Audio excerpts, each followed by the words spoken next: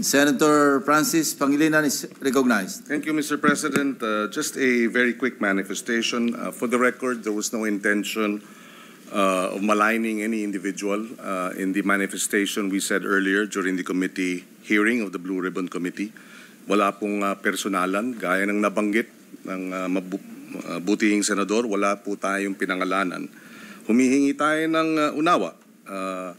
Dahil bago pa nung hearing na yon, tayo po ay humurap sa judiciary. At doon din na tinalakay at pinag-usapan ang problema ng conviction rates, particular ng Sandigan Bayan. 47% ang conviction rates ng Sandigan Bayan. Ibig sabihin, sa bawat dalawang kaso, isa absuelto.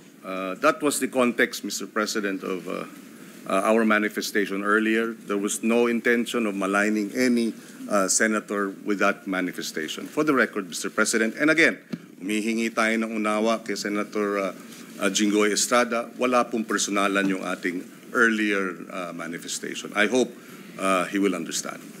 Thank you, Senator Francis Pangilinan. Mr. President, yes, you may respond.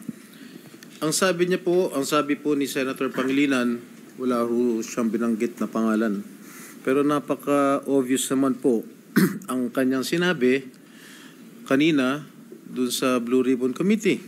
Ang sabi niya, if I may quote, well, if I may, kumari ko siguro ikomento, siguro kung yung Napoles cases inauwi doon, halip na absuelto, kulong.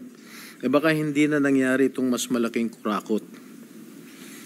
Those were the words of Senator Kiko Pangilinan. Sino ba ang pinatatamaan niya? Sino ba pinatatamaan mo? Di ba? It's very obvious that I was being alluded to.